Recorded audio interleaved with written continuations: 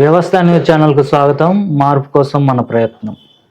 తెలంగాణ మలిదశ ఉద్యమంలో ఉస్మానియా జేఏసీ చైర్మన్గా కీలక పాత్ర పోషించిన మోత్కూరు ముద్దుబిడ్డ మర్రి అనిల్ అన్నతో ఒకసారి మాట ముచ్చిన మాట. అన్న నమస్తే. నమస్తే అన్న బావురా? బాగున్నా. ఉస్మానియా యూనివర్సిటీ ఓఈజేఎస్ ప్రెసిడెంట్గా అంటే మీ పాత్రతో పాటు ఆ ఉద్యమాన్ని ఎలా విశ్లేషిస్తారు ప్రజలకు? అంటే మొదటి దశ ఉద్యమంలో 69 ఉద్యమంలో దాదాపు 369 మంది విద్యార్థులు చనిపోయారు. ఆ ఉద్యమం సక్సెస్ కాలే. తర్వాత ఇవన్నీ ఫెయిల్యూర్స్ను దృష్టిలో పెట్టుకొని కేసీఆర్ గారు 2001లో ఒక్కరుగా బయలుదేరి ఒక్కొక్కరు యాడ్ అవ్వుకుంటూ 2004లో మన కాంగ్రెస్ తోటి పొత్తు పెట్టుకొని జై తెలంగాణ అనిపించి యూపీఏలో తెలంగాణకు సంబంధించినటువంటి తీర్మానాన్ని అందులో రాపిచ్చి తర్వాత 2009లో తెలుగుదేశంతో జై తెలంగాణ అనిపించి రాష్ట్రం వస్తున్న ఉద్దేశంతో అనిపించిన తర్వాత 2009లో రాజశేఖర రెడ్డి గవర్నమెంట్ వచ్చింది. రాజశేఖర రెడ్డి గవర్నమెంట్ వచ్చిన తర్వాత ఇక తెలంగాణ అనేటువంటి పదం కానీ తెలంగాణ అనేటువంటి వాయిస్ కానీ మొత్తానికే లేకుండా అయిపోయింది. కేవలం 10 ఎమ్మెల్యేలు గెలిచిరు. గెలిచిన తర్వాత రాజశేఖర రెడ్డి అన్నాడు, పట్టుమని 10 ఎమ్మెల్యేలు గెలవలేదు, రాజేంద్రాన్ని తలకాయ ఎడబెట్టుకుంటాం అని చెప్పేసి. అంటే తెలంగాణ ఆత్మగౌరవాన్ని అంత చులకనగా తీసేసినటువంటి పరిస్థితి.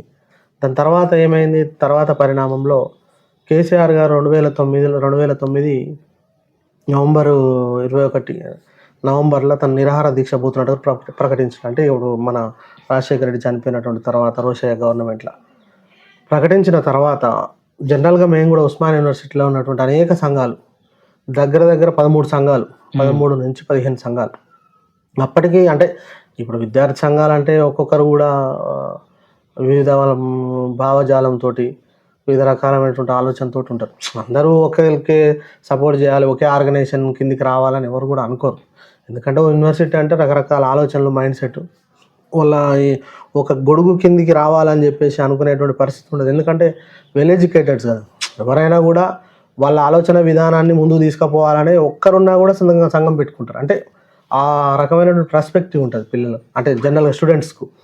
సో ఆ క్రమంలోనే దగ్గర కేసీఆర్ గారు నిరాహార దీక్ష పోయేటువంటి సందర్భంలో నీకు నవంబర్ 29కి నిరాహార దీక్ష పోతున్నటువంటి సందర్భంలో మేము ఏం చేసినామంటే నవంబరు 19, 20 ఆ ప్రాంతంలో ఒక దగ్గర 13 సంఘాలు, 13 నుంచి 15 సంఘాలు అందరం కూడా కూర్చున్నాం. ఒక 5-6 సార్లు కూర్చొని ఆర్ట్స్ కాలేజ్ వేదికగా కూర్చొని కేసీఆర్ గారు నిరాహార దీక్షకు మద్దతుగా ర్యాలీ తీద్దామని చెప్పేసి అనుకుని అందరినీ ఒప్పించి Telangana student joint action committee అంటే ఒక నేమ్ అనుకోలేదు, ఏ పేరు పెడితే బాగుంటుంది అని చెప్పేసి నేను ఇప్పుడున్నటువంటి తుంగతుర్తి ఎమ్మెల్యే, మాజీ ఎమ్మెల్యే, శాసనసభ్యులు కిషోర్ గారు ఇద్దరం కూర్చొని నిపుణ్ డిజిటల్స్ విద్యానగర్లో ఇద్దరం కూర్చొని బాబు మరి ఏ పేరు పెడితే బాగుంటుంది అని చెప్పేసి అంటే అప్పటికే ఉద్యోగ సంఘాల జేఏసీ ఉన్నది, తెలంగాణ ఉద్యోగ సంఘాల జేఏసీ ఉంది కదా, బాబు విద్యార్థి సంఘాల జేఏసీ కూడా పెడితే బాగుంటుంది, ఒకసారి ఆలోచించు, Telangana student joint action committee TSJAC పెడితే మంచిగా ఉంటుంది అంటే సరే ఓకే అదే పేరు మన కన్ఫర్మ్ చేద్దామని చెప్పేసి నిపుణ్ డిజిటల్లో అది కొట్టించుకొని నవంబర్ 21వ తారీఖు ప్రెస్ మీట్ పెట్టినాం. మన PMS ప్రోగ్రెసివ్ మీడియా సెంటర్లో, ఇప్పుడు రమేష్ హజారి గారు ఉన్నారు దగ్గర, PMSలో ప్రోగ్రెసివ్ మీడియా సెంటర్లో ప్రెస్ మీట్ పెట్టి తెలంగాణ స్టూడెంట్ జాయింట్ యాక్షన్ కమిటీగా మేము ఏర్పడుతున్నాం, ఇందులో అన్ని విద్యార్థి సంఘాలు ఉన్నాయని చెప్పేసి ఆ ప్రెస్ మీట్కి అడ్రస్ చేసింది కూడా నేనే. కూర్చొని అడ్రస్ చేసి తెల్లారి ర్యాలీ తీసినాం.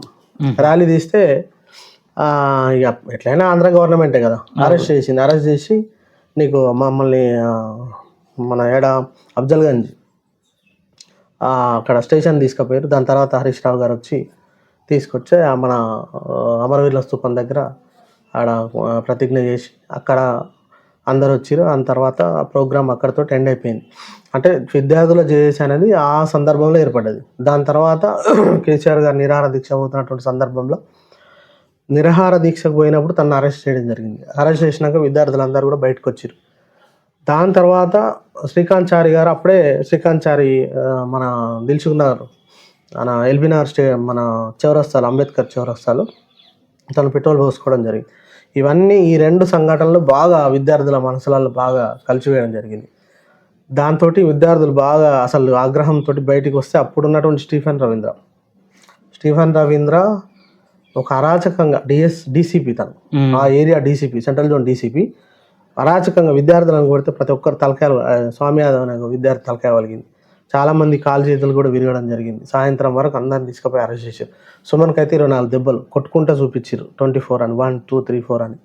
అట్లా చాలామంది లాఠీ చార్జీలో గాయాల పాలు కావడం జరిగింది.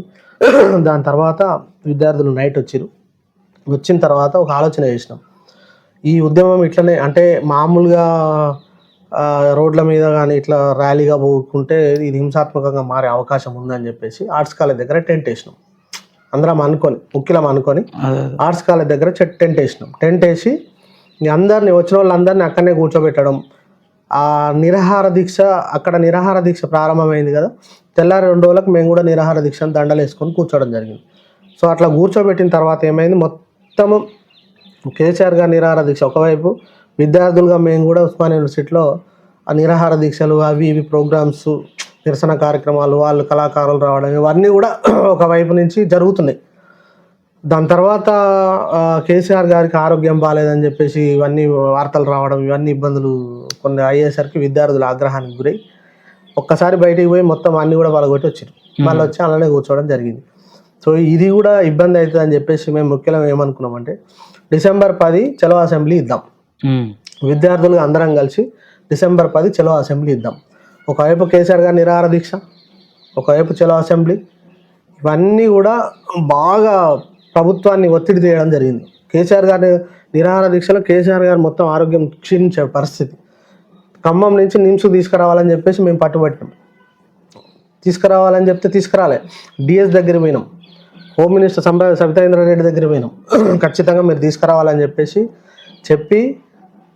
చెప్పిన తర్వాత తెల్లారి తీసుకొస్తామని చెప్పేసి అన్నారు. మళ్ళీ దాన్ని తెల్లారి తీసుకొస్తామని తాత్సారం చేస్తున్నటువంటి సందర్భంలో కొంచెం మళ్ళీ మేము దాన్ని ఉధృతం చేసినాం. అట్లా చేసేసరికి మళ్ళీ ఇబ్బంది అవుతామని చెప్పేసి నిమ్స్కి తీసుకురావడం జరిగింది కేసీఆర్ గారిని.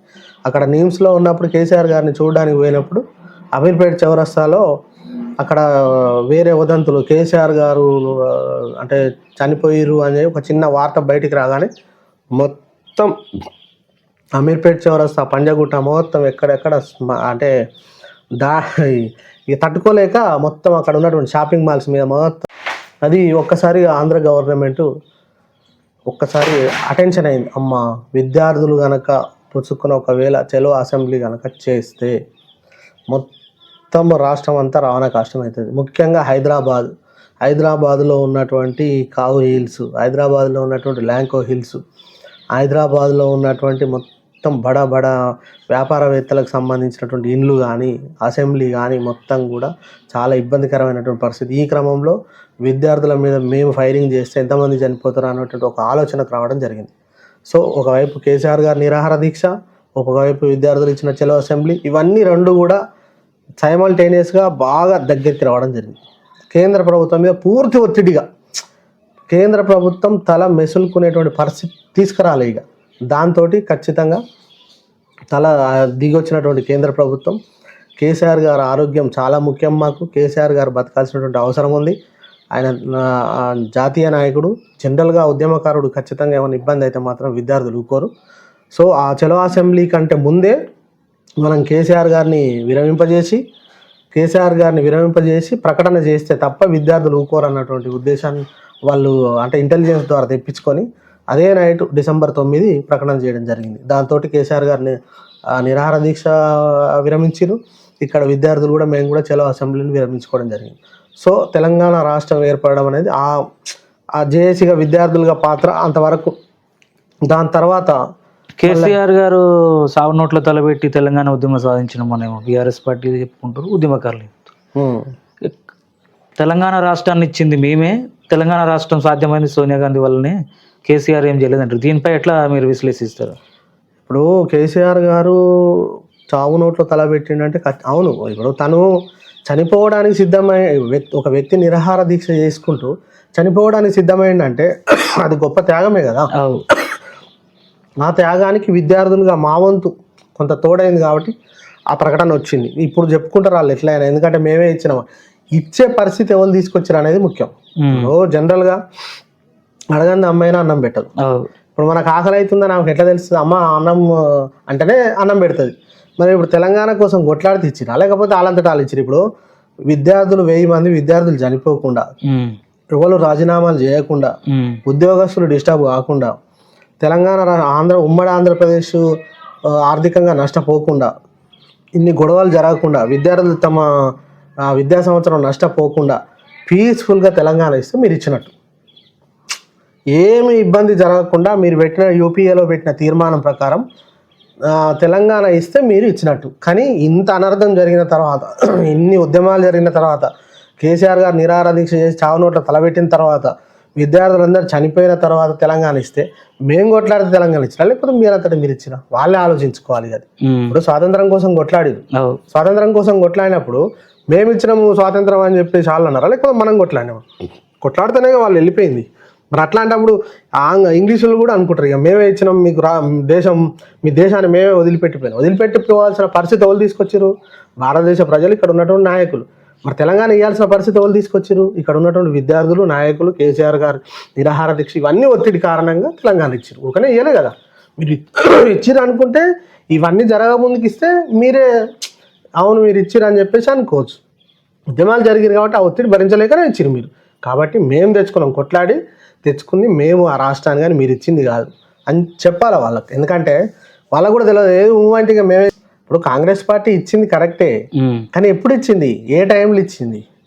విద్యార్థులు నష్టపోకుండా, విద్యార్థులు మన చనిపోకుండా, విద్యా వ్యవస్థ నష్టం కాకుండా, ఉద్యోగస్తులు ఇబ్బంది కాకుండా, వీళ్ళు రాజీనామా చేయకుండా, ఇది ప్రాణాలు పోకుండా ఇస్తే ఇచ్చినట్టు.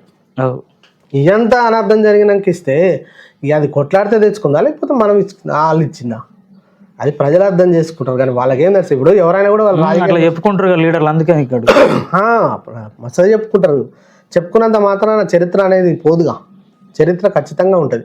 ఆ చరిత్రను తిరగరాయాలని ఇప్పుడు రేవంత్ రెడ్డి అనుకుంటే ఆయన తోడే కాదు. ఎందుకంటే ఆయన తెలంగాణ ఉద్యమంలో లేడు, తెలంగాణకు సంబంధం లేదు, తెలంగాణ రాష్ట్రం తెచ్చిన వ్యక్తి కాదు. 2007లోనే రేవంత్ రెడ్డిని క్యాంపస్లో అడుగుపెట్టకుండా చేసినాం మేము. 2007లో ఐసీసీ హాల్లో తెలంగాణ కోసం 610 జీవో మీద వస్తే గో బ్యాక్ రేవంత్ రెడ్డి అంటే వెళ్ళిపోయాడు. ఆయనకు తెలంగాణకు సంబంధం లేదు, తెలంగాణ ఉద్యమకారుడు కాదు. ఆయన తెలంగాణ ఉద్యమం జరిగేటప్పుడు ఏడా ఉన్నాడు? చంద్రబాబు నాయుడు సంకలం ఉన్నాడు. మరి ఆయనకు తెలంగాణ అంటే ఏంటి, తెలంగాణ ఉద్యమం అంటే తెలియదు కాబట్టి మేమే ఇచ్చినాం అంటాడు. అంతకుముందు బలిదేవత అన్నాడు, ఇప్పుడు మళ్ళా దేవత అంటాడు. అంతకుముందు రాహుల్ గాంధీని పప్పు ముద్ద అన్నాడు, శుద్ధ ముద్ద అన్నాడు. ఇప్పుడు రాహుల్ గాంధీ మా నాయకుడు అంటాడు. అంటే ఆ నరం లేని నాలుగు రేవంత్ రెడ్డి ఏదైనా మాట్లాడగలుగుతాడు. ఆయనకు అసాధ్యం. తెలంగాణ ఉద్యమంలో కీలక పాత్ర పోషించారు. నీతేనే ఉన్న వ్యక్తులు చాలా మందికి ఎమ్మెల్యేలు అయ్యారు, కార్పొరేషన్ చైర్మన్. మరి అనిల్ అన్నకు ఏ పదవి లేదు, ఏం బాధ అనిపిస్తలేదా? అంటే అవకాశాలు అందరికీ రావాలి.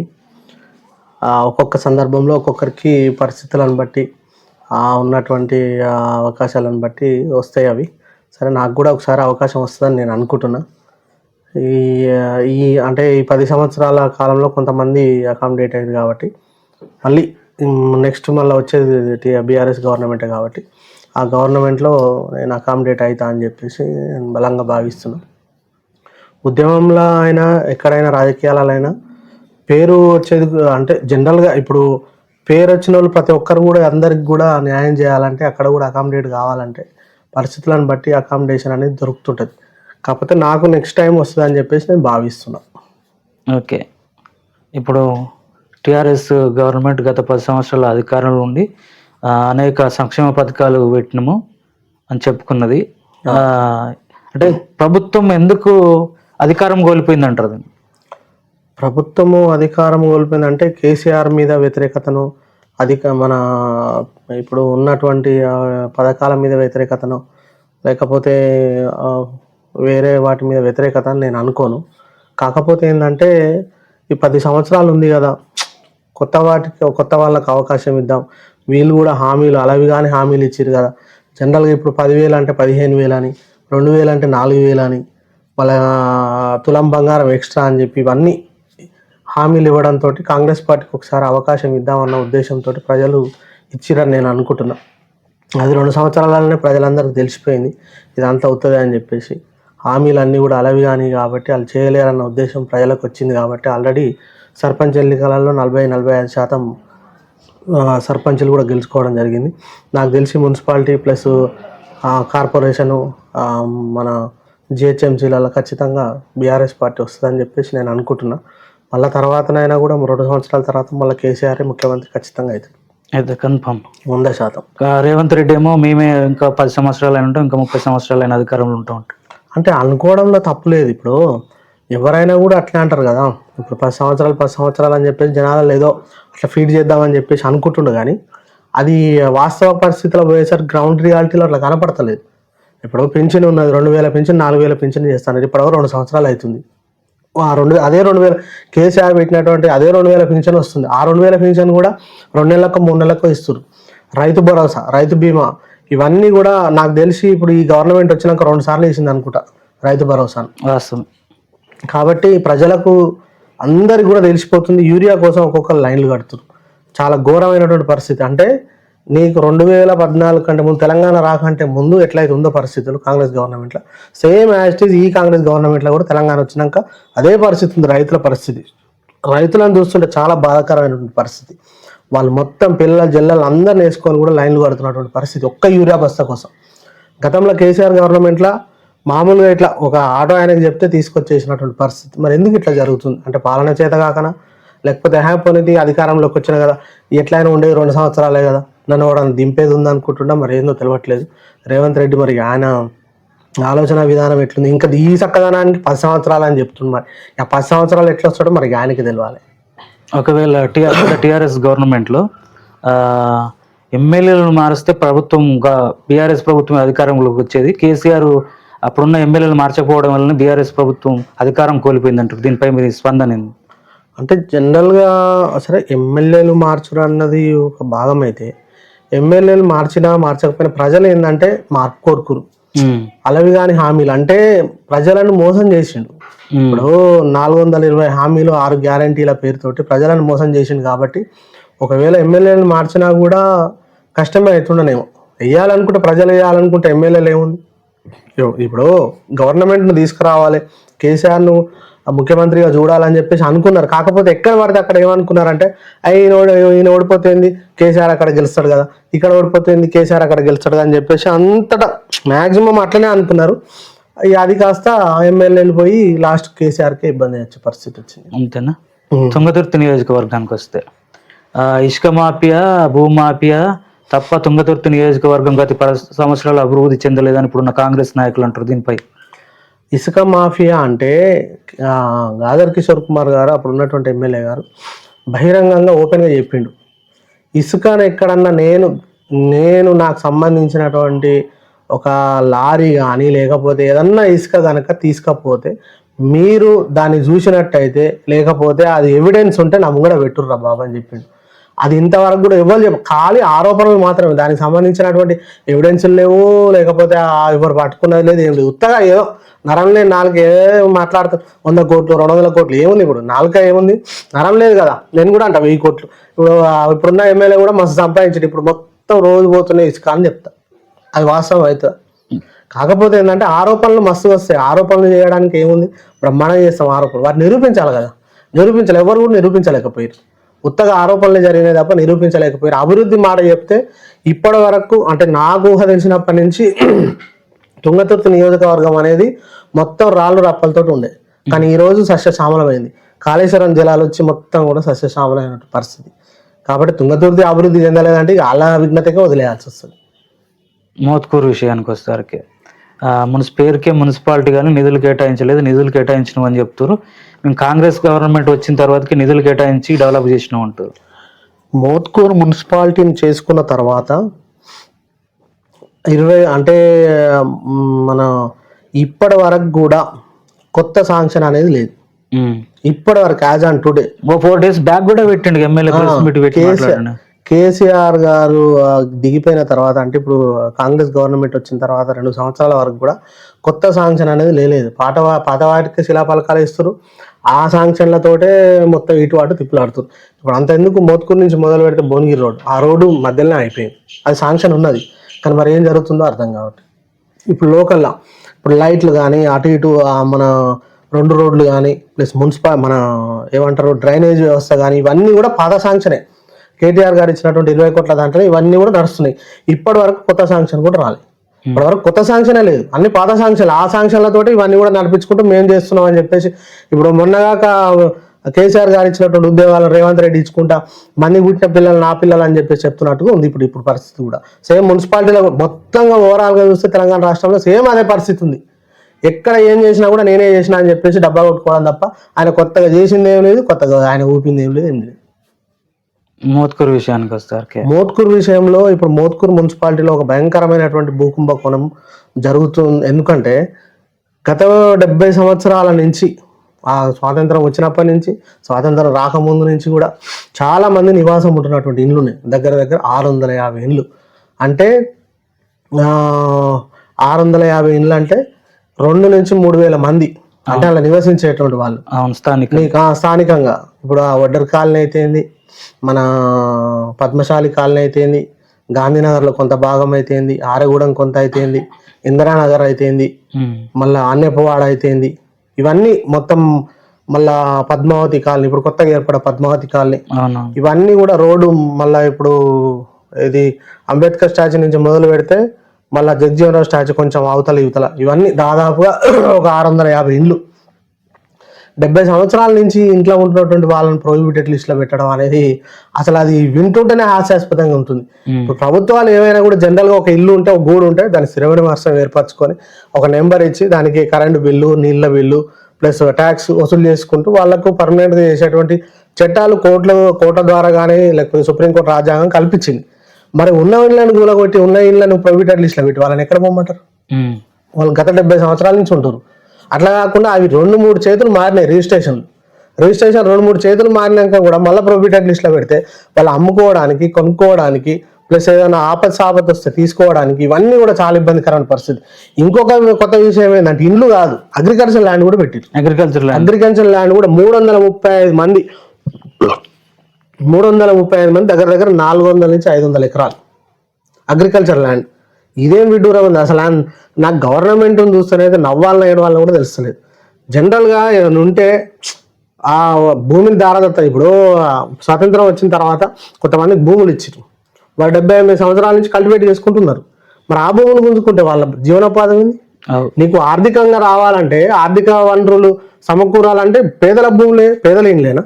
వేరే ఉన్నాయి కదా, చాలా ఉన్నాయి.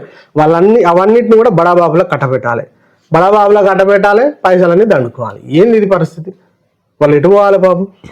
వాళ్ళు అసలు నిన్న ధర్నా చేసేటప్పుడు కొంతమంది వచ్చి ఏడుస్తారు. చాలా బాధాకరమైనటువంటి విషయం.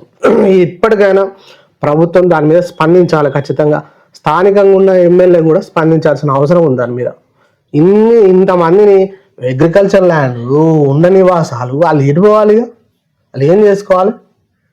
రేవంత్ రెడ్డి గవర్నమెంట్ అంటుంది, మీరేమో ఏం చేయలేదు అంటారు. ప్రజాపాలన పేరుకే.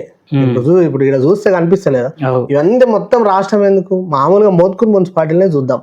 ఇప్పుడు 650 ఇండ్లను ప్రొహిబిటెడ్ లిస్ట్ లో పెట్టిరంటే ఇది ప్రజాపాలన అవుతుందా? ప్రజల కోసం చేసే పాలన ప్రజాపాలన, ప్రజలకు వ్యతిరేకంగా చేసే పాలన ప్రజాపాలన ఎట్లయితుంది? అరాచక పాలన అవుతుంది. ఇది అరాచక పాలన నడుస్తుంది ఇక్కడ. ఇప్పుడు భూమి దున్నుకుంటేందుకు భూములు ఇవ్వాలి, ఉంటేందుకు నివాసం ఉంటే ఇండ్లు ఇవ్వాలి. ఆ రెండింటిని గుంజుకుంటే వాడు బతికేందుకు? వాళ్ళు బతికేందుకు? వాళ్ళ జీవనం ఎందుకు ఇక? కాబట్టి ఇది ప్రజాపాలన కాదు, ఇది అరాచక పాలన. అరాచక పాలన కంటే ఇంకా దారుణం ఇంకేమైనా పదం ఉంటే నాకు తెలుస్తలేదు, కానీ ఇంకేమైనా పదం ఉంటే వాడాలి దాన్ని. అంత ఘోరమైనటువంటి పరిస్థితి. ఇక్కడ ఉన్నటువంటి ప్రొహిబిటెడ్ లిస్టులే కానీ ఆ వ్యవసాయ భూములే కానీ తొలగించకపోతే చాలా మోత్కూరు మున్సిపాలిటీలో కానీ ఆ చుట్టుపక్కల గ్రామాలల్లో ఒక్కసారి కనుక రెవల్యూషన్ వస్తే ఇక్కడ ఉన్నటువంటి ఎమ్మెల్యే కానీ ఆ ముఖ్యమంత్రి కానీ మంత్రులు కానీ ఎవ్వరు కూడా తట్టుకోవడం చాలా కష్టమవుతుంది. ఎందుకంటే మన జీవనం పోతున్నప్పుడు వాడు దేనికైనా సిద్ధమవుతాడు, లైఫే లేనప్పుడు వాడు దేనికైనా సిద్ధమవుతాడు కదా. దాన్ని తట్టుకోవాలంటే వాళ్ళు ఖచ్చితంగా దాన్ని సిద్ధంగా ఉండాలి, లేదా ఆ ప్రొహిబిటెడ్ లిస్ట్ నుంచి తీసేసి వాళ్ళకి న్యాయం చేయాలి. లేకపోతే ఖచ్చితంగా మేము పోరాటంలో ముందు ఉంటాం, పోరాటానికి సిద్ధంగా ఉంటాం.